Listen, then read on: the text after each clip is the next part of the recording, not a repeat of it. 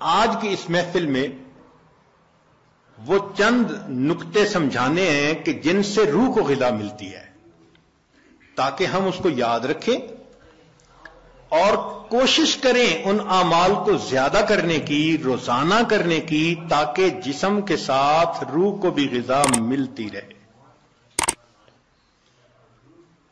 تو روح کی غذا اوپر سے آنے والے انوار و تجلیات ہیں۔ چنانچہ سب سے پہلی چیز جس کی وجہ سے انسان کی روح کو غذا ملتی ہے، قرآن عظیم الشان، قرآن مجید کا پڑھنا، قرآن مجید کا سننا، یہ انسان کی روح کو غذا پہنچاتا ہے۔ اور دلیل قرآن عظیم الشان میں سے وَإِذَا قُرِئَ الْقُرْآنُ فَاسْتَمِعُوا لَهُ وَأَنصِتُوا لَعَلَّكُمْ ترحمون۔ یہ ترحمون کا لفظ سند ہے، سٹیمپ لگ رہی ہے، رحمت برستی ہے، اور وہ رحمت جسم کی غذا نہیں ہے، وہ رحمت دل کی غذا ہے، روح کی غذا ہے۔ جس قرآن مجید کو سننے سے رحمت برستی ہے، اس کو پڑھنے سے کتنی رحمت برستی ہوگی۔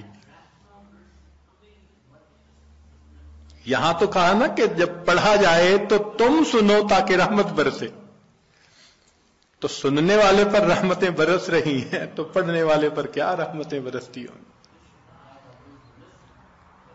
تو اس کا مطلب یہ کہ ہم روزانہ فجر کی نماز پڑھا کریں، تو پھر سورہ یاسین پڑھا کریں، قرآن مجید پڑھا کریں، فوراً اپنی روح کو ناشتہ کروانے کی کوشش کیا کریں۔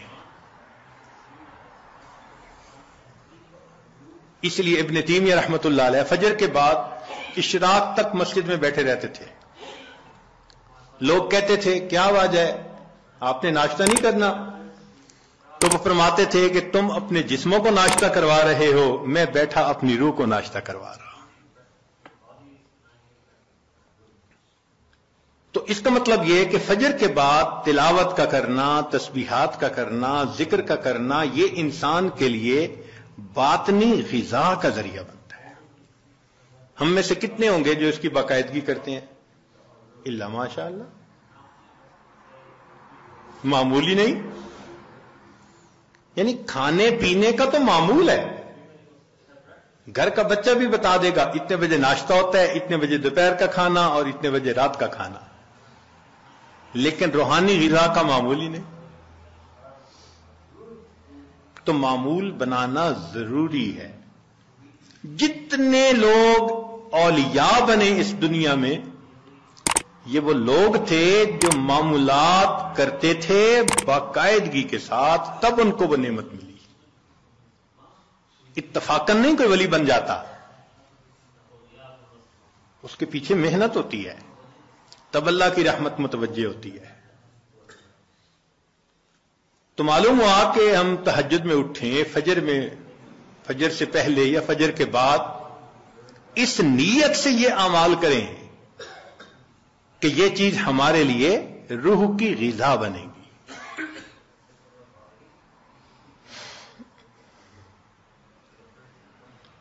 ہمارے اکابر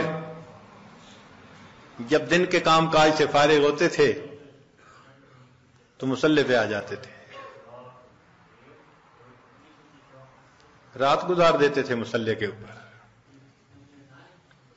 ان کو رات کے اندھیرے کا اس طرح انتظار ہوتا تھا جس طرح دلہا کو دلہن سے ملنے کے لیے رات کا انتظار ہوا کرتا تھا، ایسے وہ رات کے منتظر رہا کرتے تھے۔ عشاء کے وضو سے فجر کی نماز پڑھنا، رات کا بیشتر حصہ نوافل میں کھڑے رہنا، حتیٰ کہ ہمسائے کے لڑکے بچے ان کو چھت کے اوپر ایک مینارہ سمجھا کرتے تھے۔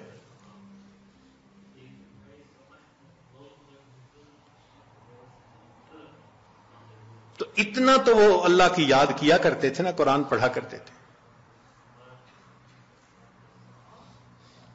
اور ہمارے قریب کے زمانے کے بزرگوں کا معمول ایک منزل روزانہ کا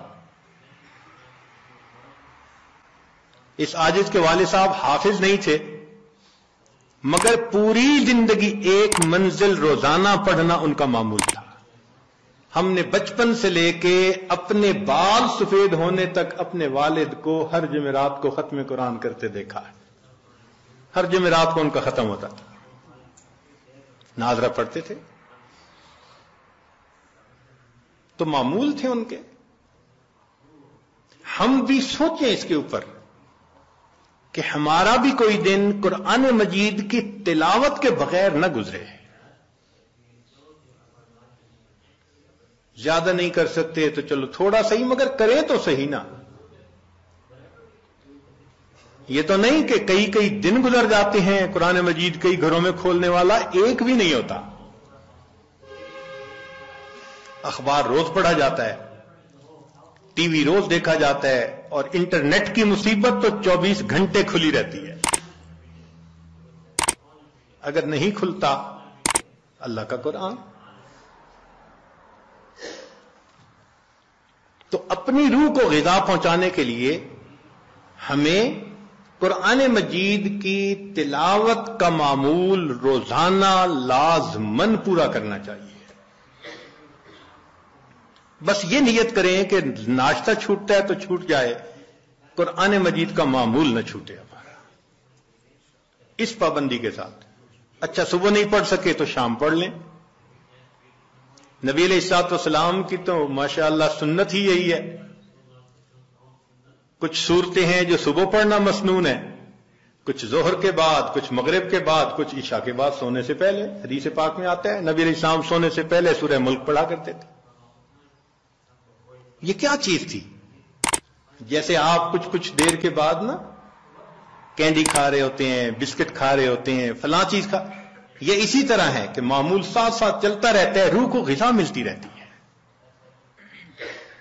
تو جتنی مسنون صورتیں ہیں یاد کریں اور ان کو دن کے مختلف اوقات میں پڑھنے کی عادت بنا لیں، از خود غذا ملتی جائے گی۔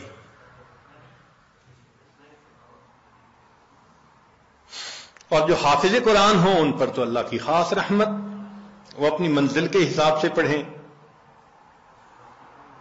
ہمارے اکابر تو ایک ایک آیت پڑھتے تھے، پوری رات گزار دیتے تھے۔ پہلے یہ بات ذرا عجیب لگتی تھی کہ ایک آیت پڑھتے پوری رات، پھر ایک چیز نکل آئی جس کا نام ہے چنگم۔ ہم نے بعض بچوں کو دیکھا کہ جتنی دیر بیٹھے ہیں منہ چل رہا ہے، پوچھا بھئی یہ کیا مسئلہ ہے؟ کہنے لگے جی بس یہ چنگم ہے، اس کو چبانے میں مزہ آتا ہے۔ بھئی اگر ایک گھنٹہ ایک ہی چیز کو چبانے کا مزہ یہ پا رہے ہیں تو ہمارے اکابر بھی ایک ایک آیت کو بار بار پڑھ کر کندے مکرر کا مزہ لیا کرتے تھے، ان کو بھی مزہ آتا تھا۔ تو پہلی چیز جس سے ہم نے اپنی روح کو غذا پہنچانی ہے وہ کیا چیز ہے؟ قرآن مجید کی تلاوت کرنا۔ صرف ثواب کی نیت نہیں ہونی، ثواب تو ملے گا، یہ بھی نیت ہونی ہے کہ میں نے اس کو آداب کے ساتھ، توجہ کے ساتھ اس طرح پڑھنا ہے کہ اللہ کی رحمتیں برسیں اور میرے دل کی ظلمت کو دھو دیں۔